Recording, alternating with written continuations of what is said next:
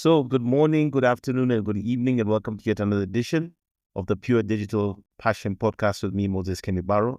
And my guest today is none other than Farouk Ramji, who's actually now on his third interview or podcast with us.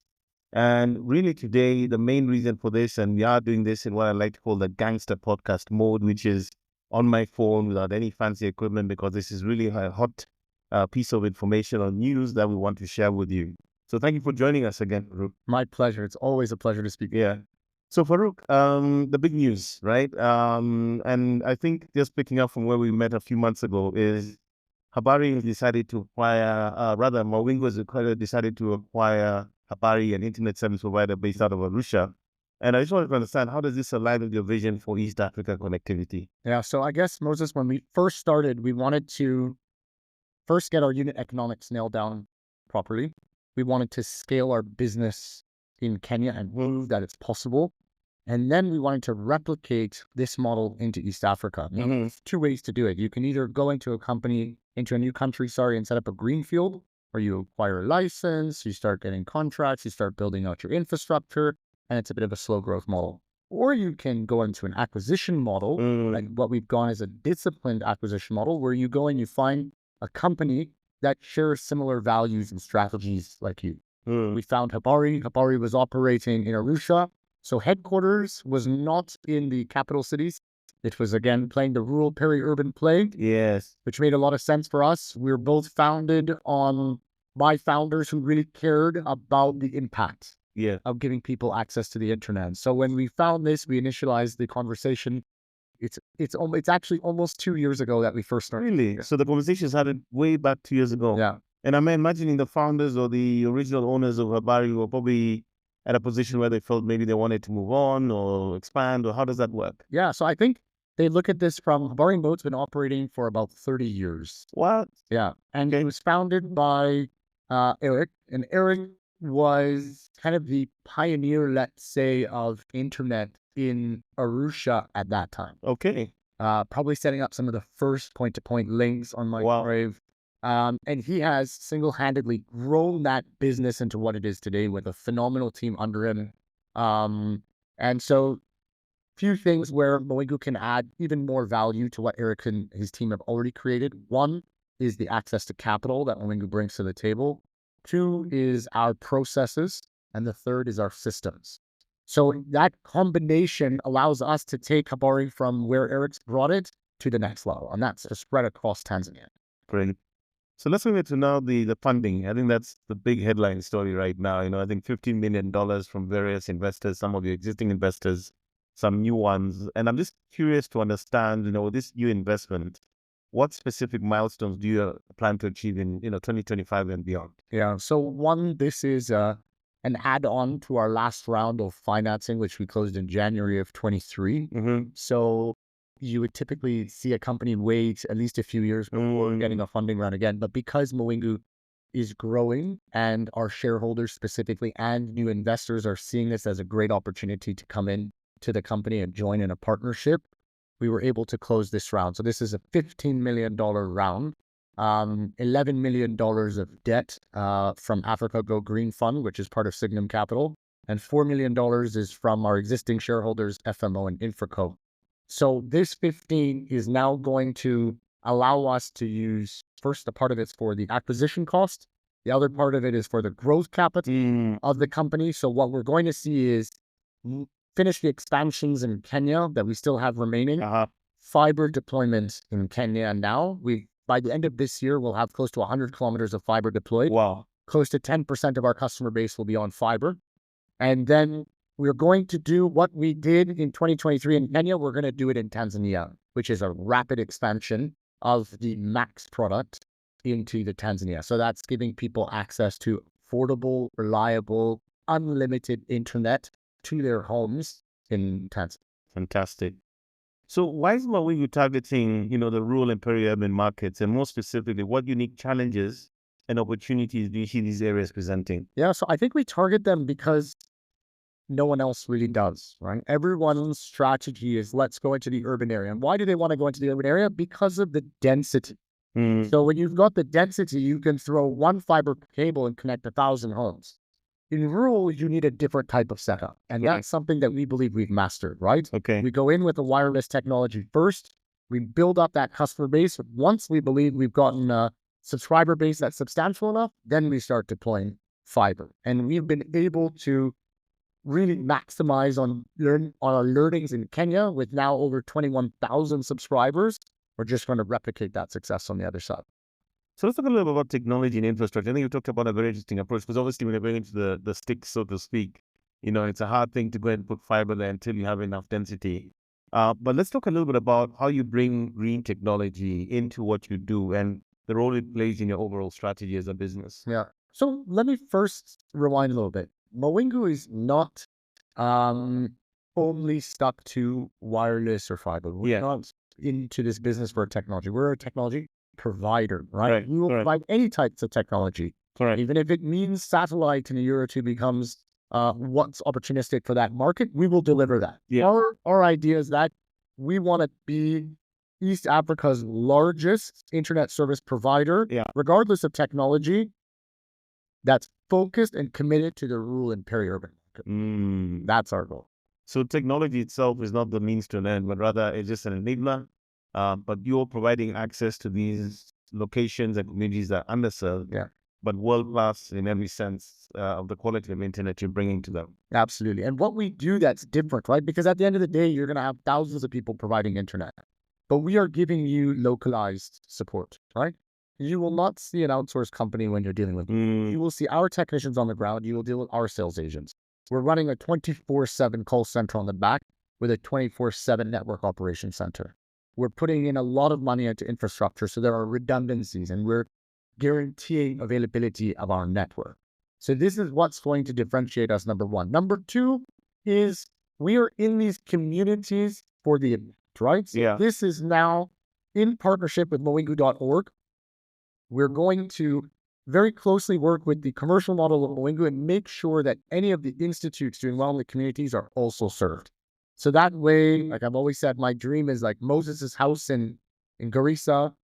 He's paying $2,500 for max 10, but his kids going to school are on a different tariff. So that way, when they're learning at that school, they're using Mawingu's internet. That's on a .org model, which is cost. When they come home, there's a commercial model that's there. Could you elaborate on your 175 tower network and how it supports scaling efforts in challenging terrains? Yeah, so 175 towers in our network are all not delivering capacity. Some of them are relay points in our network. Some of them are there for densification because we've hit a certain amount of capacity on our towers. But essentially, you could take that 175 and really divide it over the 30 counties that we're operating in today. Going forward, we think we kind of our expansion plans, we don't believe that there are many counties left to be delivering 2025 and beyond. More so now it's going to be densification. As the customer base starts to grow, we might need to add in more towers just to make sure we do not miss on service quality. So how do you measure the success of connecting rural and peri-urban communities to the internet? How do we measure it? Well, let's go back to what's Mawingu's big, hairy, audacious goal. And that is to connect and impact 1 million East Africans by 2028. So every home in our books equals 4 people.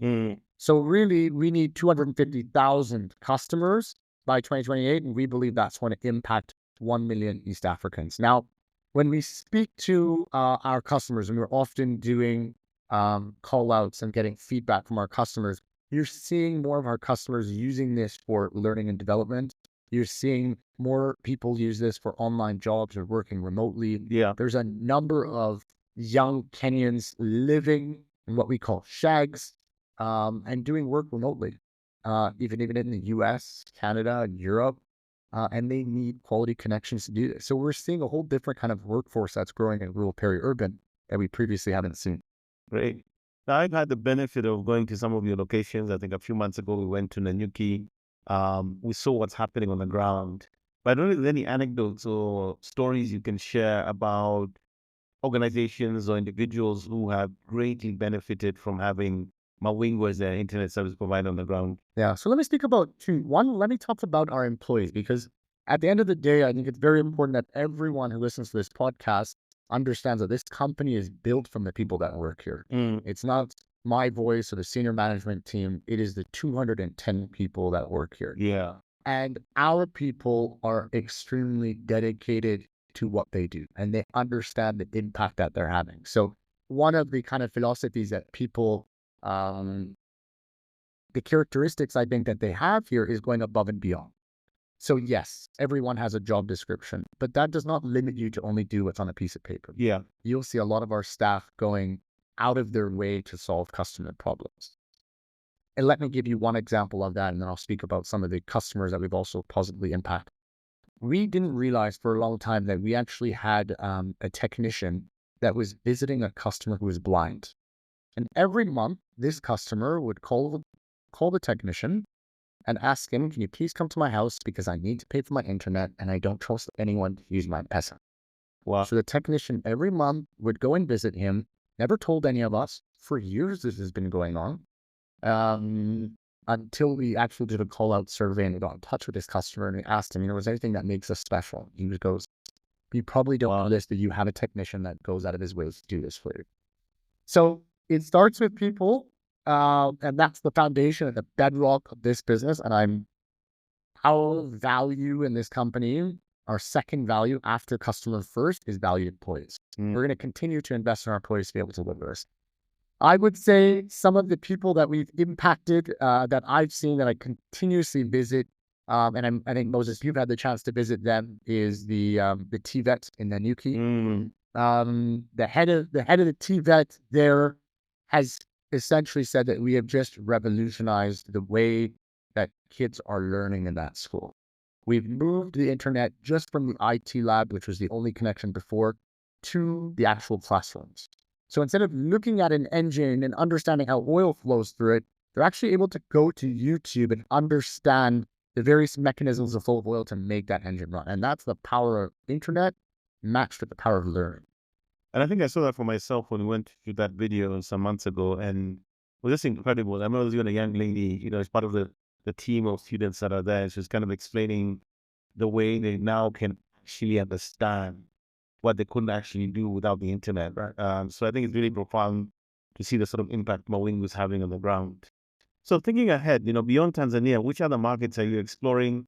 What criteria are you using potentially to acquire additional ISPs to enhance your footprint? Yeah, wonderful question. So I hope this kind of is a marketing ploy to all the companies looking to exit. I think, look, we're looking at East Africa. Yeah. I think geography-wise, it makes the most sense, but we're not limited, okay? If we find an opportunity outside, I think it'll be a special case that we'll put together. So when you look at East Africa, I would say the focus is probably on Uganda, Rwanda, and the DRC. Yeah. DRC being the most interesting with scale. That's very greenfield, yeah? Very greenfield, but opportunistic. Yeah. At the end of the day. I think Mawingu wants to run, will only entertain an acquisition if it makes financial sense to us, okay? So we're looking for probably your small, medium ISPs that are doing probably anywhere from $2 to $5 million in revenue. We're looking for companies that are profitable, and we're looking for companies that, with a strong foundation of people and technology, with our enablement. So the three things I mentioned before, which is access to capital and funding, processes and systems, we can uplift that company and expand the impact. So that's how we're looking at it. Now, it's a very localized approach, right? We want to empower the team to continue to deliver. We just want to support them and give them access to those three things to uplift them. So it's really more around building almost like, I wouldn't call it a franchise model, but the idea is that your business processes, your best practices, philosophies, methodologies, essentially get overlaid onto this acquisition target. Exactly. That's exactly it. Yeah, and then they bring the Mawingu magic, correct, as it were. So thinking ahead, I know you've already talked about, the sort of the layered approach you got with wireless, you build the density, you then roll out fiber, high quality internet access. But what other additional innovations can we expect in the next 2 to 5 years? And also especially in terms of affordability and accessibility. Yeah, so I think what you're seeing in Kenya, and Kenya is a very peculiar network where you're seeing so many competitors, right? I mean, there's no market where I don't have less than 5 people. And it seems to be a price war to the bottom. Yeah. I'm not sure I want to entertain that. I think we have to stand for quality. We have to stand for service. I can guarantee you that our technicians will be visiting your house within 24 hours of a call. Wow. Not everyone can do that. But really, Moses, it's just down to quality of service. I think that's going to be the fundamental thing. As long as we can handle quality of service, then I think we've made it. Yeah. And I think it makes a lot of sense, right? I mean, in a market that's, okay, on one hand, price sensitive, and then you have this incredible story of your technician visiting this blind person. Increasingly, it's becoming about those softer things, empathy, being customer centric. I think that's what the market is looking for. People want that. It's not just about the pricing anymore. Which brings you back to kind of like understanding, what is it like for you? You've been at Mawingu now, I think, is it over 2 years or close to 2 years? What leadership lessons have you learned? And now that you're scaling from a local domestic business to a regional business, what can we expect going forward? But from a leadership standpoint, how's that been for you and this new big step that you're taking? Yeah. So for me, it's been an incredible journey. I just finished 3 years at Mawingu, and it's a company where, I typically, as an individual, get bored very easily. Okay. And so for me to be here 3 years and continue to wake up every morning excited to go to work, proves that this company still has a lot to do. And so I'm extremely excited to continue kind of being the captain of this ship. And for me, it's about building capacity in people, right? We've seen a number of our staff, and especially one I'd like to acknowledge. When I came into this business, there was a girl running the IT function. Her name was Martha. Martha was the lowest grade employee in the IT department at the time. And this is when Microsoft and the likes were developing and investing in developers. We found the potential in her. Today, Martha is leading the IT team across the group. She's part of our senior management team. She's customized and white labeled a CRM. She's right now in Tanzania deploying our ERP system. Wow. And she's built a roadmap because we saw the potential in her and we gave her the opportunity to listen to her voice. And that's the type of stuff that really gets me excited. So when you ask me, what are my lessons as a leader? It's listening and finding out what skill sets do our staff have or potential staff that want to join Mawingu, and building on them, enabling them to come to the office and make an impact. I think Martha will eventually, one day, my hope is that she becomes the CEO of this business. So between Martha and I, we've now got a mentorship program over the next 1 year where we're looking at various aspects of what we would say an MBA would entail in terms of a curriculum, and deep dive. How do we look at products, strategy, finance, cash? How do we manage that? And so Martha is now applying a whole different skill set to her knowledge base. But that's finding potential in people and enabling them. Great.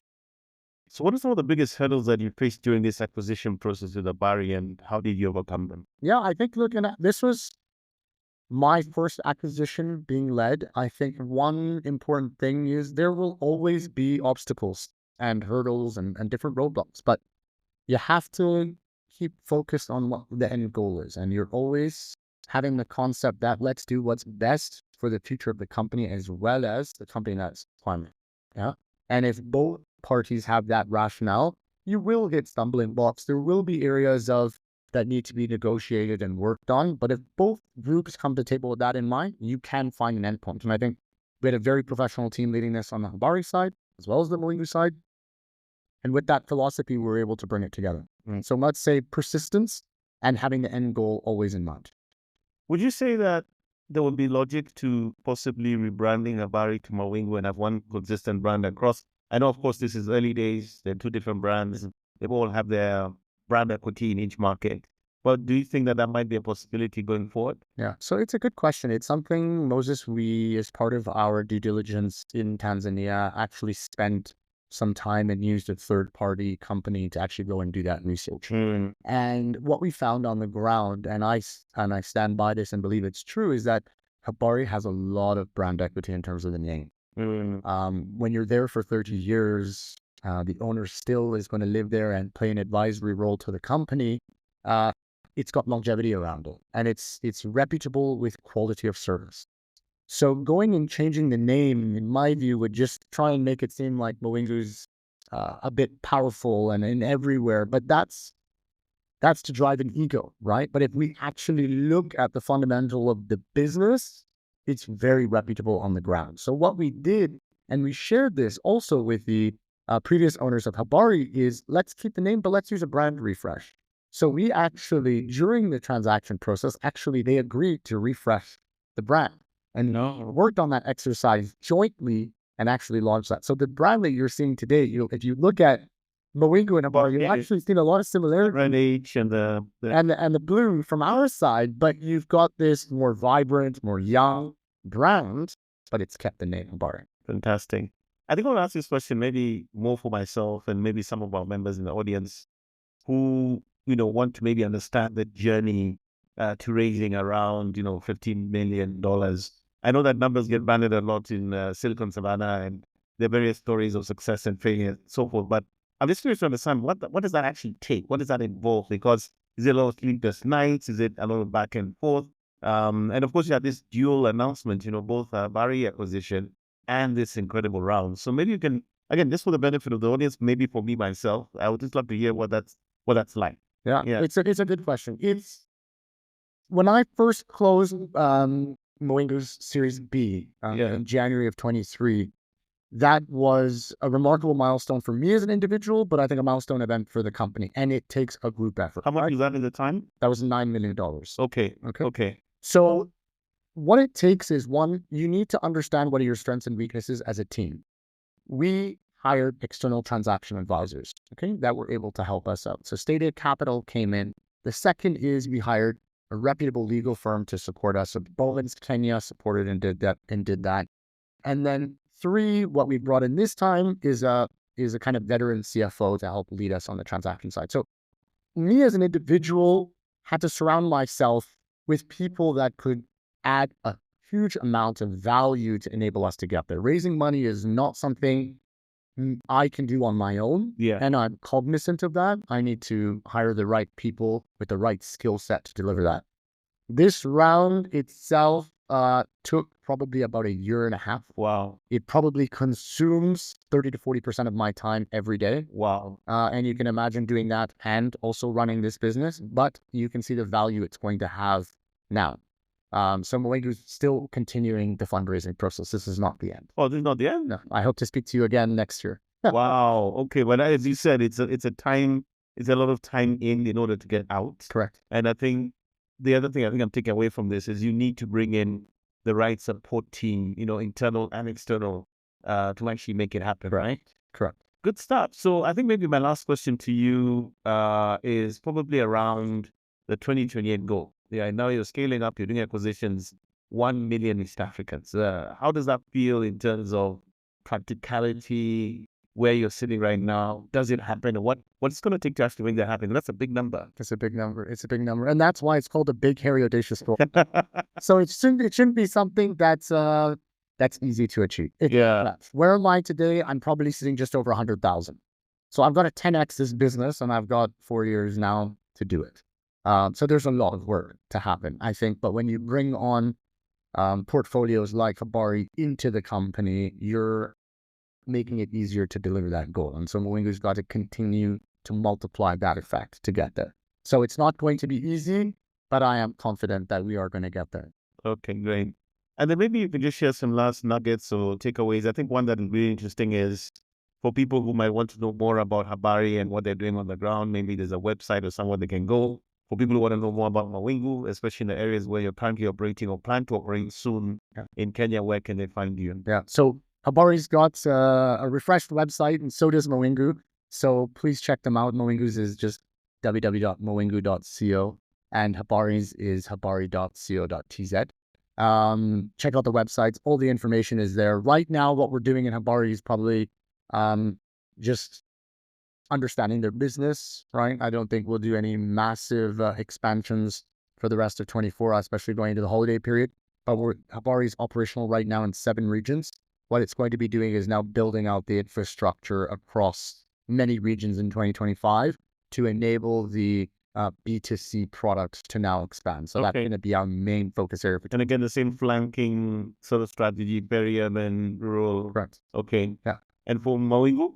Mawingu, it's going to be finish the expansion, and then it's going to be continue to densify the network. So we hit that 1,000 subscriber customer base per region. Mawingu is going to be deploying a lot more fiber capacity in 2025. Okay.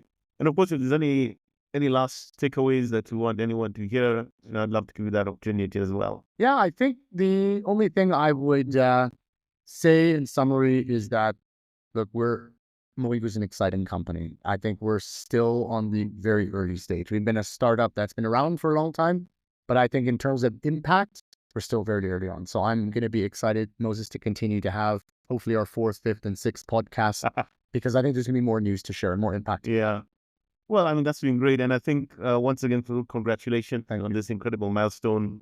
In 1 year, raising, I guess the equivalent is that 24 million US. The expansion, the acquisition of Habari. And again, wishing you all the best. And thank you so much for giving us the opportunity to be an exclusive podcast on this great news. But more importantly, I think wishing you all the best going forward, both for Habari and Mawingu. And we can't wait to see what happens in 2025 and beyond. Thank you. Looking forward to it. So there you heard it from Farouk, the CEO of Mawingu and now also Habari. Most importantly, they're growing in the region. They're going from Kenya into Tanzania. And based on what he's telling me, there's going to be more news in 2025. But super exciting to see the growth, the potential, the evolution of the business, but also Farouk sharing, what his leadership journey has been like here for the last 3 years. And we can't help but wish him all the best going forward. So we'll catch you in the next one. Thank you for joining us.